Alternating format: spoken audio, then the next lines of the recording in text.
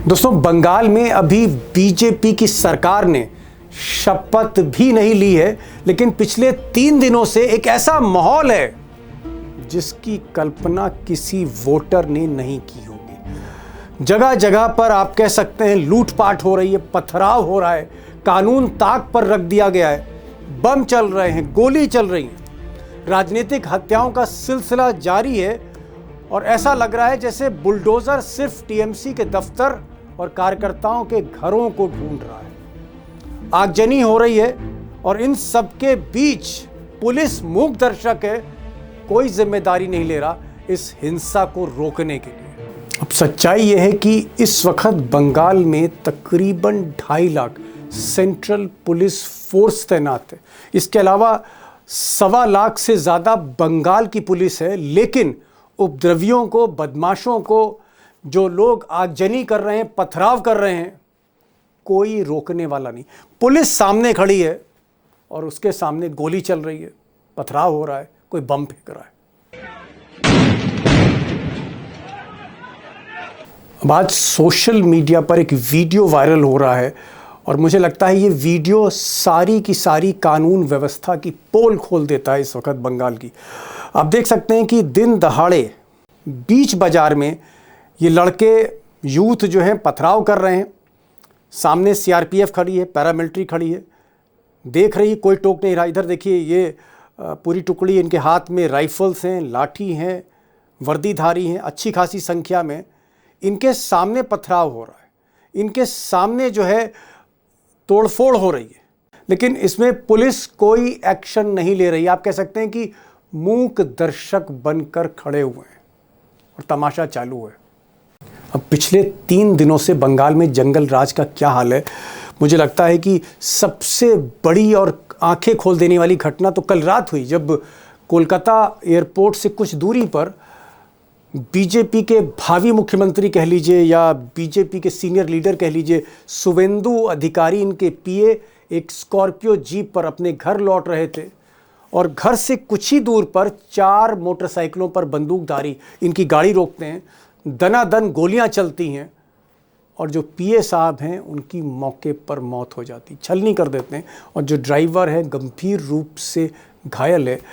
चौंकाने वाली बात यह है कि अभी तक इस पूरी घटना में ठोस सुराग नहीं मिल पाए। अब लोग इस घटना से दहशतज़दा थे कि तभी आज दोपहर में एक और घटना हो गई, जहां हावड़ा में ज़बरदस्त फायरिंग हुई, बम चले, राजनीतिक हिंसा है, टीएमसी और बीजेपी के काडर आपस में भिड़ गए और उसके बाद गोलियां चलती रहीं, बम चलते रहे, पथराव होता रहा, कोई खबर लेने वाला नहीं।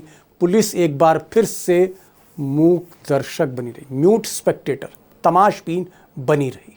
बंगाल में पोस्ट पोल हिंसा की एक और घटना सामने आई है, जहां पर हावड़ा में बीजेपी और टीएमसी कार्यकर्ता में झड़प हो गई है। इस बवाल के दौरान बमबाजी और पथराव की भी खबर है। अब दिन दहाड़े ये घटना कितनी भयावह थी, जिसमें कई लोग घायल हो गए गंभीर रूप से। इस घटना के जो चश्मदीद थे उनको सुनिए जरा आप। 7 से 8 राउंड फायर किया सर। उसका बाद जब हम लोग भागने लगे तो हर 10 मीटर पर एक बम चलाया सर। 12 को बम चलाया लोग टोटल सर। यहाँ से मेरा गोली गया, बम एकदम पैर का नीचे आके फटा। हम लोग 12 से 15 आदमी घायल हो गया सर, सब हॉस्पिटल में एडमिट है। अब इसी हिंसा के बीच अखिलेश यादव, उत्तर प्रदेश के पूर्व मुख्यमंत्री, आज कोलकाता पहुँचे और कोलकाता में वो दीदी के घर पर पहुँचे। उसके बाद अखिलेश यादव ने एक प्रेस कॉन्फ्रेंस में कहा कि ना सिर्फ चुनाव की लूट है, ना सिर्फ टीएमसी को टारगेट किया जा रहा है, बल्कि इस वक्त जंगल राज जैसी स्थिति है पूरे बंगाल में। का पूरा चुनाव उन्होंने लूट लिया। सेंट्रल फोर्स हो, election commission, transfer posting, UP का चुनाव भी बड़े करीब से देखा है मैंने। न जाने कितने अधिकारियों की हम शिकायत करते थे, न कभी डीजीपी हटा, न कभी चीफ सेक्रेटरी हटे, न कोई डिस्ट्रिक्ट का अधिकारी हटाया उन्होंने। लेकिन जब बंगाल का चुनाव हुआ, पूरा का पूरा स्ट्रक्चरली उन्होंने अपना बनाया और उनको निर्देश दिए गए कि आपको चुनाव हराना है।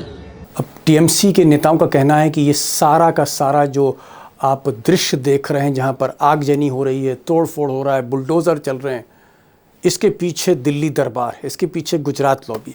मेरा लिए तो जांच का विषय है कि इसमें कोई जांच हो, उच्च स्तरीय जांच हो, लेकिन अब डबल इंजन की सरकार है। बंगाल में बीजेपी ही की राज्य सरकार है और देश में बीजेपी की केंद्र सरकार भी है। सीबीआई भी उनके साथ है। न्यायपालिका का हाल तो आप देख ही रहे हैं आजकल। ऐसे में कौन जांच करेगा कि इस पूरे जो प्रायोजित हिंसा हो रही है इसके पीछे कौन है, मास्टरमाइंड कौन है, इसके पीछे कौन खेल कर रहा है और किस तरह से इस दंगे को या इस हिंसा को धीरे धीरे भड़काया जा रहा है। और ये जो आप कह सकते हैं हिंसा है, ये कलकत्ता से बाहर निकलकर छोटे छोटे शहरों की तरफ जा रही है, छोटे छोटे कस्बों की तरफ बढ़ रही, गांव की तरफ बढ़ रही है। और सबसे ज़्यादा इसका इम्पैक्ट अल्पसंख्यकों पर होने वाला, माइनॉरिटीज़ पर होने वाला है और माइनॉरिटीज़ डरे भी हुए हैं। सवाल इस बात का है कि ये जो भगवा माहौल गर्म किया जा रहा है, इसके पीछे असली मकसद क्या है। अब मैंने सबसे पहले तो कलकत्ता का हाल जाना, इसलिए मैंने आज बात करी तानिया बागची से, जो कलकत्ता में रहती हैं और वहाँ की पत्रकार हैं, वरिष्ठ पत्रकार हैं। उनके घर के सामने भी हिंसा हो रही थी, लेकिन मैं उनका शुक्रगुजार हूँ कि ऐसे माहौल के बीच में भी वो कैमरे पर आई, बहुत कुछ बोला, क्योंकि बहुत से पत्रकार चुप हैं इस वक्त। लेकिन तानिया बागची बोल रही हैं। साथ में अभिषेक भी हैं हमारे साथ, जो डेटा जर्नलिस्ट हैं। उनसे भी मैंने पूछा है कि क्या ये सारा कुछ स्पॉन्सर्ड है, प्रायोजित है और ये रुकेगा नहीं जब तक मिस्टर अमित शाह कलकत्ता नहीं पहुंचते और शपथ नहीं होती। तानिया जी, क्या अभी भी कलकत्ता में, कलकत्ता के बाहर और बंगाल में क्या हिंसा नहीं रुक रही है? नहीं, कि हिंसा नहीं रुक रही है, क्योंकि यहाँ पे जो है एक बहुत ही सीरियस घटना कल रात को हो चुका है। अब जैसे आपने भी कहा अभी अभी कि जो भावी चीफ मिनिस्टर है, उनका जो पीए है, उनका कत्ल किया जा चुका है और एक हत्या हुई है और एक बहुत ही सोची समझी हत्या है ये। आप कह सकते हैं वेरी प्लान्ड मर्डर, क्योंकि बहुत ही रेकी उसका वो अपने घर से सिर्फ 50 मीटर ही दूर पे थे जब रात को अपने घर, जो एक आउटस्कर्ट्स ऑफ कोलकाता में है, वहां पर लौट रहे थे। सारे दिन के शुभेंदु अधिकारी के जो काम थे, जो मीटिंग्स थे, वो कंप्लीट करके तभी कुछ 3 या 4 लोग गाड़ी में आए, पॉइंट ब्लैंक उनका गाड़ी को रोका, पॉइंट ब्लैंक रेंज में फायर किया। और क्या इस हत्या में, तानिया जी, क्या इस हत्या में कोई अभी गिरफ्तारी हुई है? शुभेंदु अधिकारी के पीछे गिरफ्तारी नहीं हुई है, गिरफ्तारी नहीं हुई, पर 3 डिटेंशन हुआ है। ये डिटेंशन ज्यादा कुछ मायने नहीं लग रहा है, क्योंकि ये जो है ना, ये लोकल गूंस है। इससे इतना प्लान्ड, जैसे कि प्लान्ड किया है। आपको अगर थोड़े से मैं 20 सेकंड में बता दूं कि जो गाड़ी इन्होंने लाए थे वो पूरा फेक था। चैसिस नंबर को पूरा मिटाया गया है। जिस बाइक से ये लोग फरार हुए हैं, उनका इंजन का नंबर मिटाया गया, वो भी फेक बाइक है। तो ये सब मतलब आप कह रहे हैं कि जो उसकी रजिस्ट्रेशन प्लेट है वो फर्जी है, जो इंजन चेसिस नंबर है वो फेक है। यानी एक तरह से पेशेवर हत्यारों का ये एक जो है काम लगता है। मैं एक चीज जानना चाह रहा हूँ, क्या ये जो टीएमसी के दफ्तरों में तोड़फोड़ हो रही है, या फिर टीएमसी के जो कार्यकर्ता हैं, काडर हैं, उन पर हमले किए जा रहे हैं, पथराव हो रहा है, लूटपाट हो रही है, या फिर सड़क जाम हो जा रही, क्या ये घटनाएं सिर्फ कलकत्ता में है या कलकत्ता के बाहर जो शहर हैं पूरे बंगाल में, वहां से भी आपको रिपोर्ट्स मिल रही हैं? नहीं, ये सिर्फ कलकत्ता के तहत नहीं हो रहा है, ये कलकत्ता के बाहर है। ये घटना जो हुई है ये तो कलकत्ता के थोड़े से बाहर है। इसको नॉर्थ 24 परगनास कहते हैं, पर बहुत से कंप्लेंट्स और बहुत से ऐसे वाकया और वारदात की रिपोर्टिंग हो रही है साउथ बंगाल से, जो तृणमूल का इलाका माना जाता था। फिर वहां से जहां भी नॉर्थ बंगाल है, जहां पे बीजेपी का भी इलाका माना जाता है, वहां से भी आ रहे हैं, क्योंकि वहां से उतना टीएमसी का दबदबा नहीं है, फिर भी उनका जो सब पार्टी ऑफिसर्स हैं वो सब अभी अक्वायर किया जा रहा है, पूरा दखल जो है कहते हैं कब्जा कर रहे हैं, मतलब दफ्तरों कब्जा पे। कर रहे हैं, दफ्तरों में कब्जा कर रहे हैं, वो सब ले रहे हैं उसको। ओके, और ओके। यही चल रहा है। जी, जी। भाई अभिषेक, तानिया जी कलकत्ता से बता रही हैं कि वॉयलेंस जो है थम नहीं रही बल्कि और बढ़ रही है। शुवेंदु अधिकारी जो भावी मुख्यमंत्री हो सकते, उनके पीए की हत्या के बाद माहौल और ज़्यादा गर्म है। क्या आपको लगता है कि इसमें भी कोई आपको एक कम्युनल कलर दिख रहा है अभिषेक? और अगर ये घटनाएं नहीं रुकती हैं तो ऐसा तो नहीं है कि गुजरात जैसी स्थिति हो जाए या फिर दंगे कहीं और ज़्यादा भड़क जाए? दीपक जी, ऐसा लग रहा है कि बंगाल बीजेपी के लिए एक लेबोरेटरी बनने जा रहा है, एक प्रयोगशाला बनने जा रहा है। जो चुनावी हिंदुत्व भारतीय जनता पार्टी का है, उसकी बुनियाद क्या है? उसकी बुनियाद एक खास अल्पसंख्यक समुदाय के प्रति नफरत की भावना से भरा हुआ समाज निर्मित करने पर टिका हुआ। उस समाज को सामने रखकर बहुसंख्यक सांप्रदायिकता को उभार कर अपनी राजनीतिक रोटी सेकने का। ये अयोध्या कांड, बाबरी विध्वंस के समय भी आप देखें, ये रथ यात्रा के समय भी आप देखें, ये गुजरात के में 2002 के राइट्स के समय भी आप देखें, या उसके बाद या उसके पहले जिस तरह की घटनाएं हुई, लव जिहाद कहें या फिर अली बनाम बजरंग बली का नारा जो भाजपा के कुछ नेता देते रहते हैं, उसको आप देखें। घूम फिर करके मामला वही जाता है कि एक खास अल्पसंख्यक समुदाय को टारगेट कर बहुसंख्यक समुदाय की सांप्रदायिक उसके एंगल को ढूंढ कर उस पर राजनीति करना।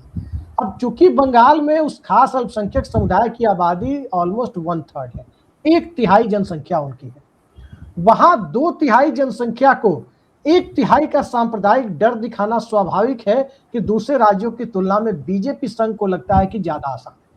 जी। गुजरात में लेकिन 7.5% अभिषेक, यहाँ तो पर डर यहाँ दिखा पर एक दिया बात मैं जाता है। कहना एक बात यहाँ पर कहना चाहूंगा।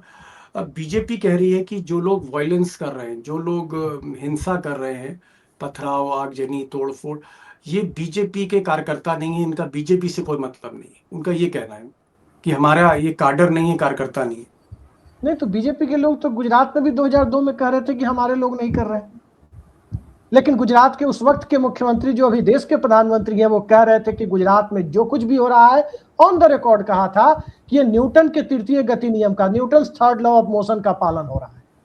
ये गुजरात के मुख्यमंत्री ने राजधर्म की व्याख्या की थी एक तरह से ये बात कह के। कैसे मान लिया जाए कि बीजेपी के लोग नहीं है? इसके पहले भी सत्ता परिवर्तन हुआ, थोड़ा बहुत बंगाल के अंदर वो एक रिवोल्यूशनरी मिजाज रहा है, 2011 में भी दिखा कि थोड़ी बहुत चीजें हल्के लेवल पर हुई थी, उधर के लोग इधर चले आए, लेकिन यहाँ तो मास स्केल पर हो रहा है सर। आप देखिए, इस तरह से कभी सत्ता परिवर्तन के साथ ऐसी घटना तो आज तक किसी ने नहीं देखी होगी कि जो हुआ है। जी, जी। तानिया जी, क्या आपको लगता है कि ये जो वायलेंस हो रही है, जिसमें पथराव, आगजनी और हत्याएं भी हो रही हैं, अटेम्प्ट टू मर्डर हो रहे हैं, क्या पुलिस जो है, जो पैरामिलिट्री फोर्सेस हैं, वो एक्शन नहीं ले रही? उनको कोई ऊपर से इंस्ट्रक्शन नहीं दे रहा है कि भाई लाठी चार्ज करो या अरेस्ट करो या इस वायलेंस को रोको? पुलिस, मैंने देखा बहुत से वीडियोस देखे जहां पर सीआरपीएफ के जवान खड़े हैं, उनके हाथ में हथियार है, लाठी, सब कुछ, लेकिन वो कुछ एक्शन नहीं ले रहे, वो रोक नहीं रहे। उनके सामने जो है पथराव हो रहा है, उनके सामने आगजनी हो रही है और वो बिल्कुल भी दखल नहीं दे रहे। तो क्या इसमें पुलिस के हाथ बंधे हैं? पुलिस ऑफिसर्स क्या कह रहे हैं कि वो एक्शन क्यों नहीं ले रहे? देखिए, एक चीज तो ये है कि वो लोग बता रहे हैं कि हमारे पास जो ऑर्डर्स है अभी अभी जो हम लोगों को कल और आज से पता चला है, कुछ दो प्रेस कॉन्फ्रेंसेस हुआ है। एक लाल बाजार से जो है कलकत्ता शहर का जो पुलिस हेडक्वार्टर्स है वो है, लाल बाजार से किया जा चुका है। उसने कहा है कि उनको जो मेजॉरिटी विनिंग पार्टी है और उनसे एक आदेश आया है कि जो भी है, जहाँ पे भी अगर होगा तो ऐसे कुछ घटनाएं होगा तो एक्शन लिया जाएगा। दूसरे एक अलग सा सीआईडी से एक प्रेस कॉन्फ्रेंस किया गया और उन्होंने कहा कि कुल मिला के 48 लोगों को हिरासत में ले चुका है। अभी कैसे ये 48 लोग कहाँ का है, कौन से दल का है, ये पूरा नहीं बताया गया, पर बोला है कि जो जो इंसिडेंट्स हुआ है हमने 48 लोगों को अरेस्ट किया है।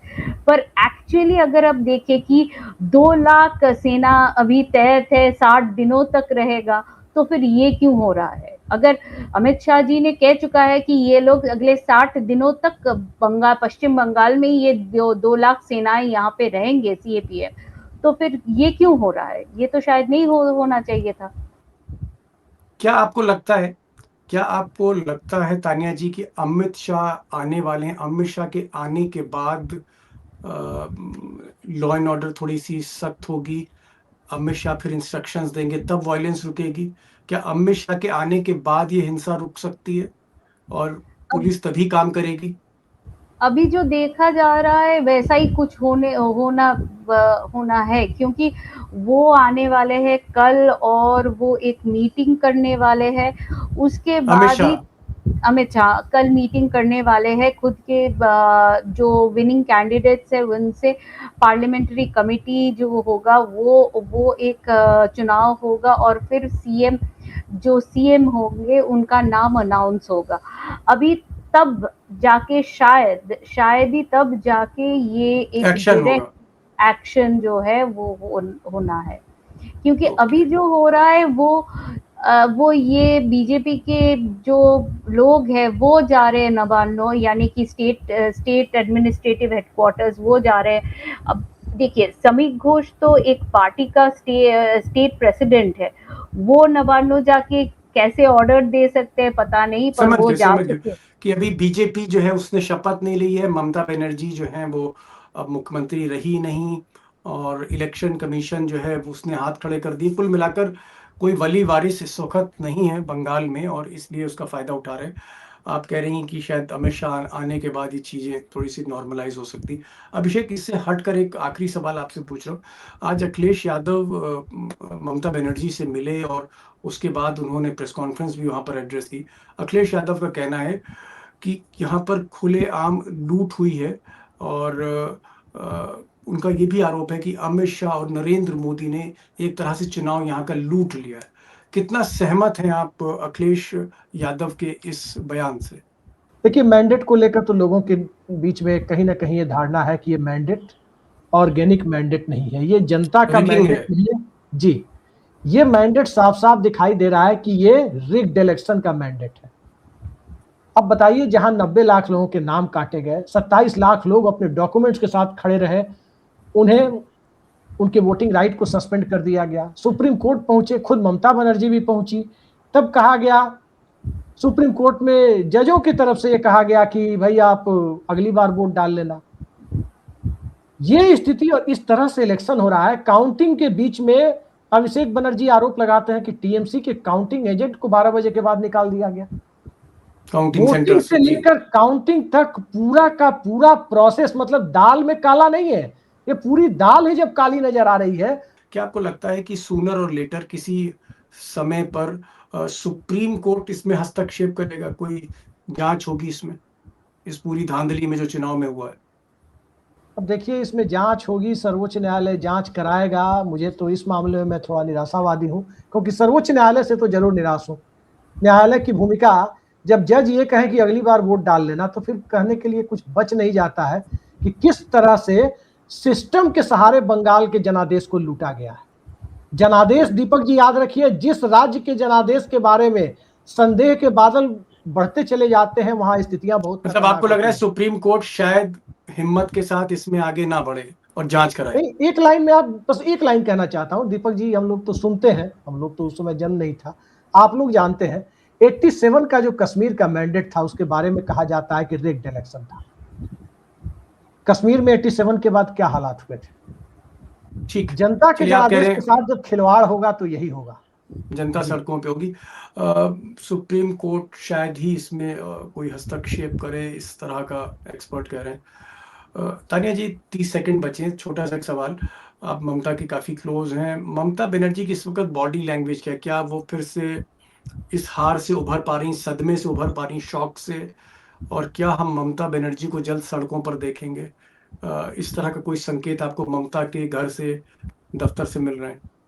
हाँ, ममता बनर्जी डेफ़िनेटली थोड़ा-सा डिसहार्टेंड तो यही है, क्योंकि उस दिन का जो बॉडी लैंग्वेज था प्रेस कॉन्फ्रेंस का, उसमें साफ-साफ दिखाई दे रहा था कितना गुस्से में है, और एक घायल की तरह वो खड़ी है। एक जो हम लोग कहते हैं, ये she is a wounded tigress की तरह। घायल पर शेरनी है।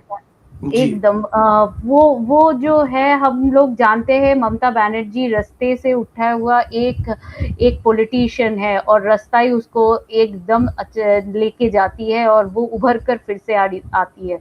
तो हम लोग जी। यही वेट, शायद ये जो ओथ है होगा, इसके बाद गवर्नमेंट फॉर्म होगा, तभी इन लोगों को पता चलेगा, क्योंकि बीजेपी ने कभी वैसे डायरेक्टली ऑपोजिशन ममता बनर्जी को नहीं देखा है, और ये पूरा एक नया मैदान है। बंगाल का स्थिति बहुत ही डिफरेंट है। जी। जैसे लोगों के लिए डिफरेंट होगा, वैसे भी बीजेपी के लिए भी डिफरेंट होगा, क्योंकि ये लोग ऑपोजिशन जी। ममता बनर्जी को नहीं जानते हैं वैसे।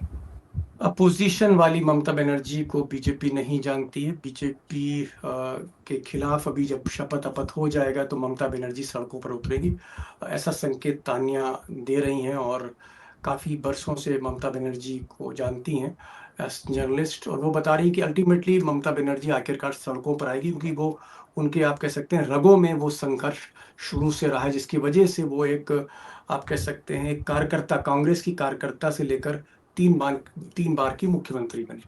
बहुत बहुत शुक्रिया तानिया जी, और बहुत बहुत शुक्रिया अभिषेक कुमार। देखते हैं नेक्स्ट स्टेप क्या होता है, लेकिन मेरी पहली प्रायोरिटी तो यही है दोस्तों के साथ कि हिंसा रुकनी चाहिए।